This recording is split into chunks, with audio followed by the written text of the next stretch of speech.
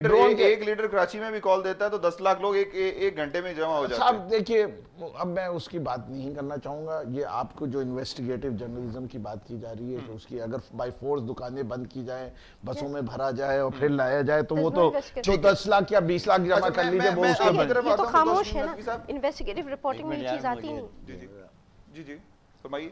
نہیں دیکھیں نا، یہ جو اس ٹائم حکومت میں لوگ موجود ہیں، جو اپوزیشن میں بھی اپنے آپ کو کہہ رہے ہیں حکومت ہی موجود ہے، سوال یہ اس سسٹم کو کسی بھی حالت میں نہیں ختم ہونا چاہتا۔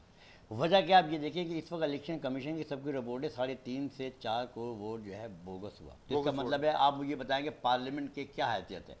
اور دوسری بات یہ کہ لوگ اب حکومتی مشینری ایک پروپیگنڈا شروع کر رہی ہے کہ صاحب یہ تیونس جیسا یہاں نہیں ہو سکتا، مصر جیسا یہاں نہیں ہو سکتا، لیکن جس طریقے سے یہ دنیا بھر کی چیزیں مہنگائی بڑھ رہی ہے، وہ جس طرح پیٹرول بتایا، ایک مطلب پھر وہی ڈرامہ ہوگا کہ حکومتیں کہیں گے جب حکومت چھوڑ رہے ہیں فلانا ڈرامہ کر کے اتنے ہیوی کر کے کچھ اس میں کم کر کے پھر قوم کو سلا دیا جائے گا۔ لیکن میں سمجھتا ہوں کہ اگر یہی حال رہا تو بالکل یہاں مصر جیسا حشر ہوگا، تیونس جیسا حشر ہوگا، اور لوگ سمجھ رہے ہیں ایسا نہیں ہوگا۔ جب عام اس وقت بے روزگاری اتنی ہے، جو ڈیلی ویج والے لوگ ہیں ان کو کام نہیں مل رہا، ڈیلی آپ دیکھ رہے ہیں چینل میں خودکشیاں ہو رہی ہیں، واقعے ہو رہے ہیں، تو اس کا اینڈ کیا ہے آخر کب تک؟ تو یہ جتنا بھی اوپر کا سرویہ ہے جو یہ چاہتا ہے کہ ہم ٹیکس بھی نہ دیں، اس ملک میں حکومت بھی کریں، وہ بڑی بڑی جاگیریں بھی ہماری پاس رہیں، اور جو حکومت ہے وہ چاہتے کسی بھی طریقے سے غریب کا خون نچوڑو، اس کا بس نہیں چلتا۔ لہٰذا ایک مطلب ہم یہ سمجھ رہا ہوں، اور یہ اس وقت پوزیشن یہ ہے کہ یہ اسی طرح عوام ابھی نہیں تو میں سمجھتا ہوں بہت جلد نکلیں گے، اور جو پارٹیاں بھی ہیں عوام سب دیکھ رہے ہیں کہ کون کون لوگ اسے ملوث ہیں، جتنا بھی جھوٹ بول رہے ہیں۔ آج عوام میں اتنا شعور ہے کہ وہ سمجھ رہے ہیں کہ اپوزیشن کی حکومتیں کیا کر رہی ہیں، حکومت میں جو ہے وہ کیا کر رہی ہیں۔ آپ یہ دیکھ رہے ہیں انشاءاللہ وہ وقت بہت قریب آ رہا ہے کہ عوام اگر لیڈرشپ نظر نہ بھی آئی اس کے باوجود لوگ سڑکوں پہ نکلیں گے، بالکل نکلیں گے۔ جب لوگ نکلتے ہیں، عوام نکلتی ہے تو لیڈرشپ اسی میں سے پیدا بھی ہو ایک اور چیز ہے، دیکھیے بے نظیر انکم سپورٹ پروگرام چل رہا ہے، ٹھیک ہے، بہت اچھا ہے، مگر اس کی ڈاکیومنٹیشن کیا کریں؟ پورسٹ آف دا پور، جو بڑے امیر ہیں وہ بالکل اس نیٹ سے نہیں۔ میں آپ سے گفتگو کا سلسلہ جاری رکھوں گا، یہاں پر لیں گے ایک بریک، اور بریک کے بعد جب میں واپس آؤں گا تو میں بیرسٹر شہادہ جمیل صاحب سے یہ بھی پوچھوں گا کہ کیا پاکستان میں تیونس یا مصر کی طرح کوئی انقلاب آ سکتا ہے؟ کیا پاکستان میں عوام سڑکوں پر نکلیں اور اپنی املاک کا کوئی نقصان کیے بغیر احتجاج کر سکتے ہیں؟ اس پہ گفتگو کریں گے، ہمارے ساتھ رہیے گا۔ ناظرین آپ دیکھ رہے ہیں جواب ہم لیں گے میاں طارق کے ساتھ۔ بریک پر جانے سے پہلے میں محترمہ بیرسٹر شہادہ جمیل صاحبہ سے یہ پوچھ رہا تھا کہ کیا ہمارے ملک میں کوئی ایسا سلسلہ ہو سکتا ہے کہ جس طرح مصر اور تیونس میں تبدیلی آئی ہے، عوام سڑکوں پر بھی آئیں لیکن کوئی املاک کو، قومی جو ہمارے ایسٹس ہیں ان کو نقصان پہنچائے بغیر صرف ان کرپٹ حکمرانوں سے، اس کرپٹ مافیا سے ہم نجات حاصل کر لیں؟ آپ کیوں مصر کی طرف دیکھ رہے ہیں؟ آپ کیوں ٹیونسیا کی طرف دیکھیں؟ آپ پاکستان کی تاریخ دیکھیں، 1977 میں کیا ہوا تھا؟ عوام جگہ جگہ نکلی پورے پاکستان میں، کوئی توڑ پھوڑ نہیں ہوئی، کچھ بھی نہیں ہوا، بلکہ ان کے اوپر ٹیئر گیس پھینکا گیا، ان کے ساتھ مظالم ہوئے، لیکن انہوں نے کچھ نہیں کیا۔ تو اس طرح سے جب مگر اس میں کیا چیز تھی جو عنصر ہے کہ عوام کے اندر سے آپ کی ایک سمجھیے محب وطن گروپس بن گئیں، کچھ سیاسی تھیں کچھ غیر سیاسی تھیں، سب مل کے، اس میں لائرز بھی تھے، اس میں لیڈیز بھی تھیں، سب مل کے انہوں نے ایک سمجھیے ڈھانچہ بنایا، اس ڈھانچے کے تحت وہ موومنٹ چلی۔ نہیں ابھی چیف جسٹس کی بحالی کے لیے بھی عوام باہر نکلے، لوگ باہر نکلے، مگر ڈھانچہ تھا اس میں لائرز کی گائیڈنس تھی، بغیر گائیڈنس کے عوام کیا کر سکتی؟ تو وہ بالکل نہیں۔ لیکن عوام کو بھی تو اس حد تک وہ کر دیا گیا کہ وہ پیٹ کا سوچیں یا احتجاج کریں۔ تو اس وجہ سے آپ کو وہ تھوڑی بہت تو ڈیفینیٹلی آپ کی لیڈرشپ کو اٹھنی پڑے گی، اپنی ذمہ داری محسوس کرنی پڑے گی، اس کے ساتھ اس کو آگے بڑھنا پڑے گا۔ ملک و قوم کا مسئلہ ہے، اپنے عوام کا مسئلہ ہے، ان کے جینے کا مسئلہ ہے، ان کی روزی کا مسئلہ ہے، ہمیں تو نکلنا پڑے گا کسی طرح سے، اور اس کے اندر وہ طبقہ کو بھی نکلنا پڑے گا جو محبت رکھتی ہے اپنے ملک سے۔ ٹھیک ہے، اپنا میں چاہوں گا زبیر صاحب یہ بتائیں کہ کیا مستقبل میں کوئی ایسا سلسلہ ہو سکتا ہے کہ پاکستان کے عوام سڑکوں پر آ جائیں؟ کیا جس طرح ہم نے آج سے 3 سال قبل جو ہے صحت پر ہم 7% جو ہے 0.7% جو ہے بجٹ جی ڈی پی کا خرچ کرتے تھے، لیکن اب وہ 0.54% ہو گیا ہے۔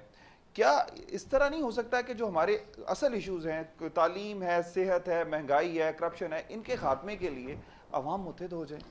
دیکھیے اس پہ ایک خطرہ اور بھی ہے۔ دیکھیے ہمیشہ جو ہے عوام جو ہے وہ اس ملک میں جمہوریت چاہتی ہے، وہ اپنا کردار بھی ادا کرتی رہی ہے، لیکن ہوا یہ ہے کہ ہماری ان سیاستدانوں نے وہ ماحول ہمیشہ پیدا کیا جس کے بعد جنرلوں کا آنا پڑا. آج آپ دیکھ رہے ہیں سپریم کورٹ نے خود جو ہے وہ راستے بند کیے ہوئے, لیکن اس کے باوجود جو اس وقت غریب عوام جس حال کے اندر ہیں, ہو سکتا ہے ایسا نہ ہو کہ مطلب یہ تمام انتشار پھیلے. دیکھیں اس کے بعد جو ہے میں سمجھتا ہوں کہ آئین کے اندر بھی آرمی کا فوج کا ایک رول تو دیا ہوا ہے نا. ایسا نہ ہو کہ ہمیشہ جو ہے آرمی اپنی مرضی سے آتی رہی ہے, وہی دفعہ سپریم کورٹ کے کہنے کے اوپر آ جائے. اس لیے کہ سپریم کورٹ کے کسی اس پہ عمل نہیں ہو رہا, اس کو بالکل سائڈ پہ رکھا جا رہا ہے. عوام دن بدن جو ہے نا ان کا جو حال ہے وہ ہم سب جانتے ہیں. اس کے باوجود جو ٹیکس لیا جا رہا ہے مزید وہ بھی انہی پہ رکھا جا رہا ہے. سب سے زیادہ وہ ٹیکس دے رہے ہیں جو سرکاری ملازمین وغیرہ ان کے تو ٹیکس نہ بچنے کا سوال ہی پیدا نہیں ہوتا.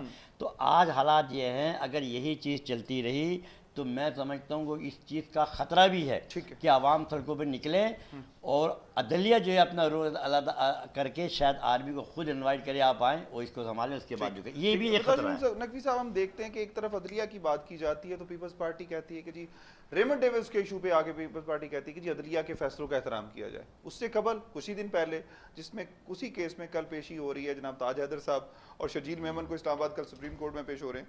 جب سپریم کورٹ کا فیصلہ ہوتا ہے تو اس کے خلاف ایک صوبے پورے میں پیپلز پارٹی احتجاج کرتی ہے, ہڑتال کرتی ہے, جس میں کوئی 2 درجن سے زائد لوگ مارے جاتے ہیں, قومی املاک کا نقصان ہوتا ہے. مختصر صاحب بتائیے گا کہ عدلیہ کا احترام ایسے ہوتا ہے یا ہمیں کچھ اداروں کا احترام کرتے ہوئے عوام کے لیے کچھ کرنا ہوگا؟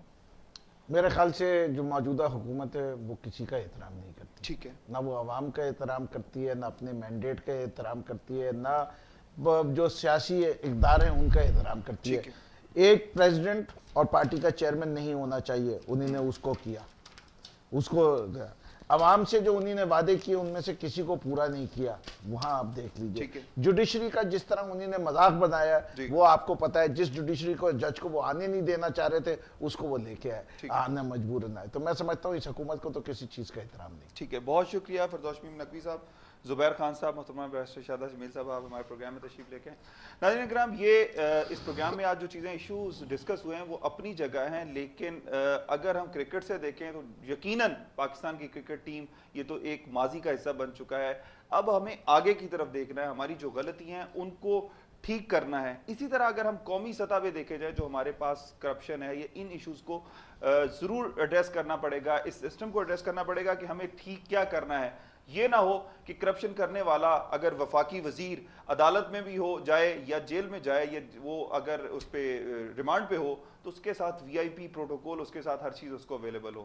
ایسی جیلیں تو اگر عام پاکستانی کو بھی مل جائیں تو وہ میرا خیال ہے اپنے آپ کو خوش قسمت سمجھے گا کہ بھوکا مرنے سے اسے جیل میں اچھا پروٹوکول مل جائے, وہ زیادہ بہتر ہے. اور اس کے ساتھ ساتھ ایک چیز ہمیں یہ بھی سوچنی ہے کہ ہمیں ان تمام ایشوز پر, مہنگائی ہے, کرپشن ہے, یہ جو پیٹرول کا بم آج رات کو گر جائے گا عوام پر, آج گرنے والا ہے, اس کے بعد کل کیا کرنا ہے. ہمیں اپنے حکمرانوں سے کسی چیز کا, ان کے کسی کام کا, کسی اقدام کا کیا جواب لینا ہے. ہمارا ساتھ دیجئے, جواب ہم لیں گے.